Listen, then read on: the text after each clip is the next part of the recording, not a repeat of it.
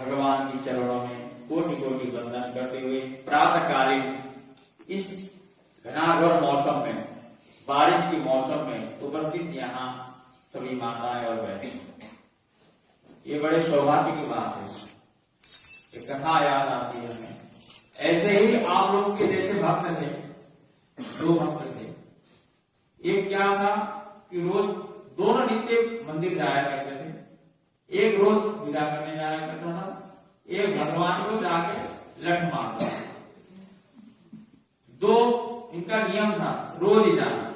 एक जाके अच्छे अच्छे मिष्टान, फल, धूप, दीप, नैवेद्य सब दिखा के आरती करके पूजा करके आता था। तो ऐसा ही चलता रहा, कई वर्षों तक चलता रहा। तो एक दिन भगवान ने सोचा ये दो मेरे अजीब से भक्त हैं, एक तो मुझे पूजा करता है, अच्छे अच्छे मिष्टान, फल वगैरह भोग लगाता, एक है आगे मेरे को मारते रहता है। एक दिन मैं परीक्षाएं लूंगा। तो एक दिन ऐसे ही घनाघोर बारिश हुई, इतनी बारिश हुई कि आज तो थोड़ा कम है, जैसे बारिश हो जाता है यहाँ भर जाता है, घुटने तक पानी आ जाता है। तो इतनी बारिश हुई तो क्या हुआ कि जो भक्त था रोज पूजा करने वाला, उसने कहा आज इतना बारिश हुआ है, कॉलोनी में पानी भर गया, मैं कैसे जाऊंगा, थोड़ा आज रहने दो, आज मैं यहीं से करता हूँ, कल जाऊंगा। जब बारिश बंद हो रहा है, जो लठमार था उसने क्या किया, अरे भगवान ने मेरे भक्ति में इतना बिगड़े डाला, मैं अवश्य जाऊंगा। तो वहां पहुंचा तो भगवान वहां प्रकट हो गए। तो उन्होंने वरदान दिया।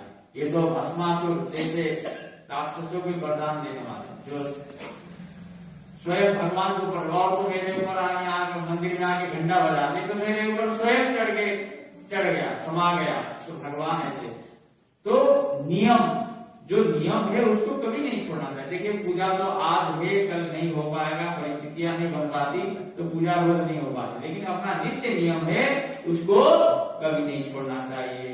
बोले राधे राधे।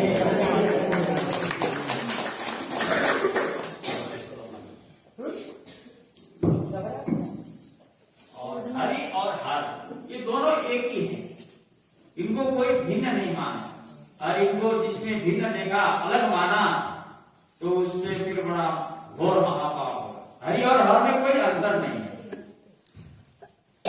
तो आज धनतेरस का दिन, धनत्रयोदशी, आज के दिन भगवान धन्वंतरी जो है, जब समुद्र मंथन हुआ वहां से प्रकट हुए, आज के दिन प्रकट हुए वो अमृत की कलश लेकर।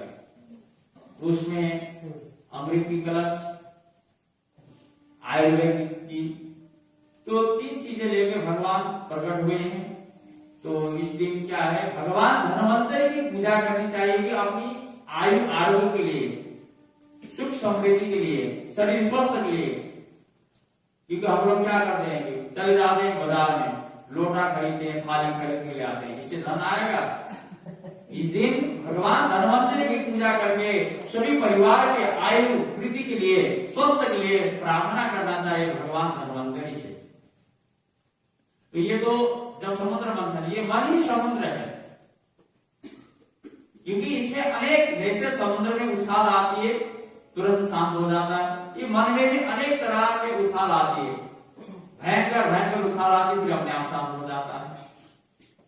ऐसे ही ये मन है, मन को एकत्रित करना, वश में करना ही बड़ा कठिन है। मन को वश में करके ही परमात्मा को पाया जा सकता है। तो मन भी लगता है, बैठे तो हम यहाँ, मन को लगाना बड़े कठिन है। तो कई सोच रहे हम, बाहर कपड़े तो हमने नहीं सुखाए, हमारे घर पे ये तो नहीं मिल गया।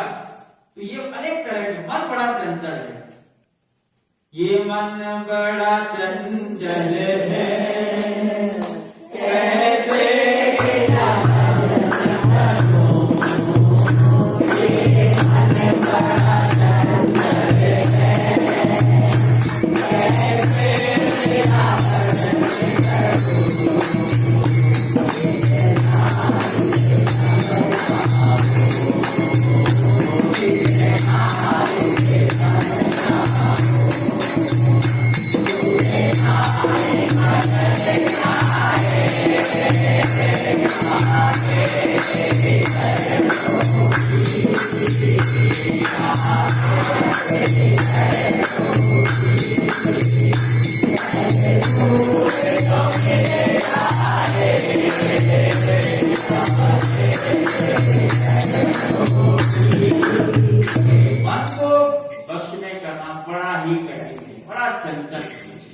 कल हम सुन रहे थे एकादशी के बारे में सुन रहे थे, तो आज आगे चर्चा करेंगे। तो सुदामा कहते हैं कि तुम्हारे घर में तो हर 15 दिन में एकादशी आती है, लेकिन हमारे यहाँ तो रोज ही एकादशी। श्री भागवत जी में आता है कि सुदामा गरीब थे लेकिन दरिद्री नहीं थे, गरीब जरूर थे लेकिन दरिद्री ब्राह्मण नहीं थे। वो बहुत लोगों ने ऐसा प्रसंग ले आते कि वो दरिद्री थे, ऐसा नहीं है, गरीब जरूर थे लेकिन दरिद्री नहीं थे। सुदामा की पत्नी कहती है कि अरे हमने सुना है कि तुम्हारे जो है दोस्त द्वारिका भी इतना धनवान, इतना शक्तिशाली, आप एक बार वहां क्यों नहीं जाते? लेकिन सुदामा को पता था, मन के बड़े सच्चे थे, बड़े ज्ञानी थे वो। तो आइए हरि और हर का अंदाज ना देखते हुए आगे बढ़ेंगे। आज बारिश भी हुई, माता को ठंड भी लगे, भी क्या है। इतनी कथा सुनकर राजा पृथु कहने लगते हैं, हे नारद, आपने कार्तिक महात्म्य का उत्तम फल कहा, अब कृपा करके तुलसी का महात्म्य बताइए। तब नारद जी बोलते हैं, हे राजा पृथु, प्राचीन काल में उत्तरादि क्षेत्र में करवरीपुर में अत्यंत ज्ञानी धर्मात्मक था, ओम नमो भगवते वासुदेवाय। इस मंत्र का जाप करने वाला धर्मदत्त नामक का एक ब्राह्मण रहता था। वो अतिथियों का सादर सत्कार करता था, खूब सत्कार करता था। एक दिन की बात है, प्रातः काल 1 प्रहर रात्रि शेष रहने पर वो ब्राह्मण पूजा की सामग्री लेकर भगवान के मंदिर में जो गया, जा रहा था, इतने में ही उसने सामने से आती हुई एक अत्यंत भयंकर राक्षसी को देखा। आगे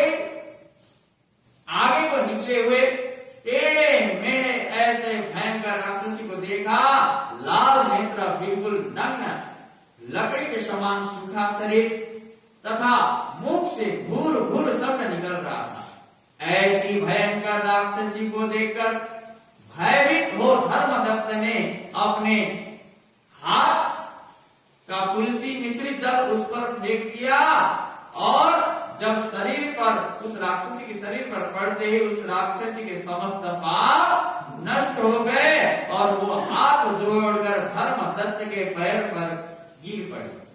तब धर्मदत्त ने पूछा कि तू कौन सी पाप करने के कारण इस दशा को प्राप्त हुई है?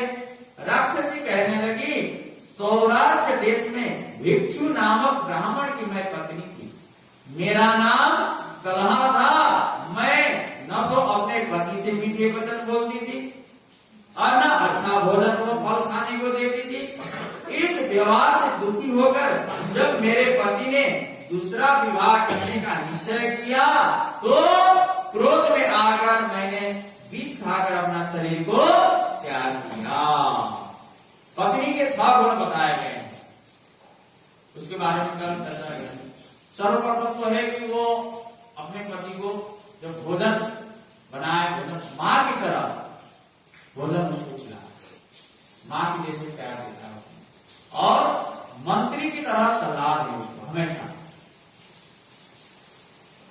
इसके बारे में कल चर्चा करेंगे। 6 गुण बताए गए हैं पत्नी के लिए। इसके बाद यमदूत मुझे बांधकर यमराज के पास ले गए। वहां चित्रगुप्त ने मेरे अच्छे बुरे कर्मों का लेखा जोखा बताते हुए यमराज से कहा, हे महाराज, इसने अपने जीवन में कभी भी कोई ऐसा कर्म नहीं किया, सदैव अपने पति से द्वेष रखती थी।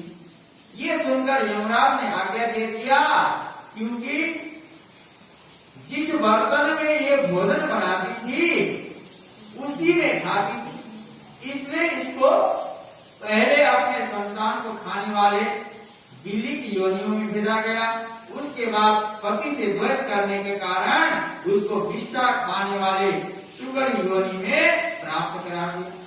तदंतर क्योंकि इसने आत्मा हत्या किया है, इसलिए फिर योनि में जाए। तो महाराज, ये 500 वर्ष से इसी योनि में फिर रही है, क्योंकि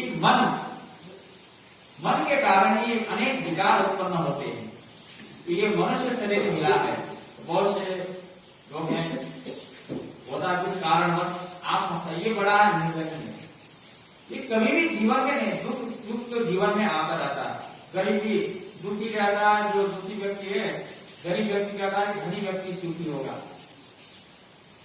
सुखी कोई नहीं है। सुखी कौन है? जब तक मन शांत न हो, मन में शांति न हो, तब तक कोई सुखी नहीं है। ऐसे ही सोचते हैं कि बड़े लोग धनवान लोग बड़े सुखी होंगे, ऐसा नहीं है। वो भी और आगे बढ़ते कि वो और सुखी होंगे,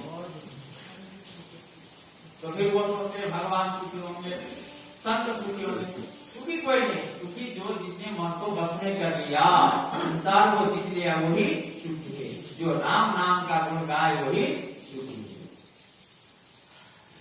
जो हमारा 500 वर्ष तक इस योनि में फिर रही थी, भूख और प्यास से दुखित होकर मैं एक वैश्य के शरीर में प्रवेश करके कृष्णा और वेणी नदी के संगम पर आए।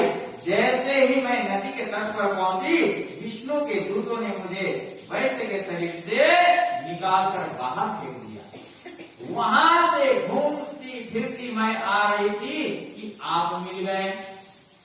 आपने तुलसी मिश्रित जो जल मेरे ऊपर फेंका है, उसने मेरे संपूर्ण पाप को नष्ट कर दिया है। अब कृपा कर बताइए कि मेरा उद्धार कैसे होगा? धर्मदत्त ने कहा कि तुमको देखकर मुझे अत्यंत दुख हुआ। मैं जानता हूं कि तीर्थ व्रत दान आदि सत्कार प्रेत योनियों में नहीं होते।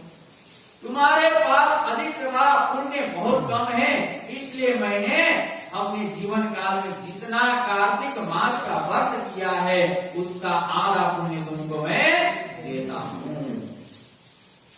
और ये प्रार्थना है कि अपने पुण्य को संकल्प करके दूसरे को दिया जा सकता है। हम अपने पुण्य को दूसरे को भी दे सकते हैं,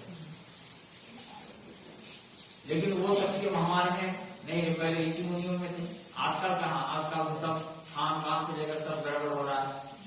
तो मंत्रों मंत्र भी अशुद्ध, नियम नहीं, आचरण नहीं, तो वो शक्ति क्षीण होते जाती है। कार्तिक मास का व्रत का जो पुण्य है मैं तुमको देता हूँ, इससे तुम उत्तम गति को प्राप्त हो जाओगे। इसके पश्चात ब्राह्मण ने की हुई ओम नमो भगवते वासुदेवाय मंत्र पढ़ते हुए तुलसी मिश्री जल से उसका अभिषेक किया। वो प्रेत योनि से मुक्त पाकर अग्नि के समान दिव्य देह धारण कर लक्ष्मी के समान रूपवान हो गई। इसके बाद उसने ब्राह्मण को नमस्कार किया। तभी भगवान विष्णु के पुण्यशील तथा सुशील नामक दो दूत वहां पर आए और उसको विमान में बैठाकर वैकुंठ को ले जाते हुए धर्म तत्व से बोले, हे ब्राह्मण, निरंतर भगवान की भक्ति में लगे रहने के कारण तुम धन्य हो। तुम्हारे द्वारा कार्तिक मास का व्रत का आधा पुण्य दिए जाने के कारण इसकी मुक्ति हो गई। इस कारण हे विप्र, कालांतर में तुम भी राजा के कुल में उत्पन्न होकर अंत में वैकुंठ धाम को प्राप्त हो जाओगे। बोल गंगा मैया की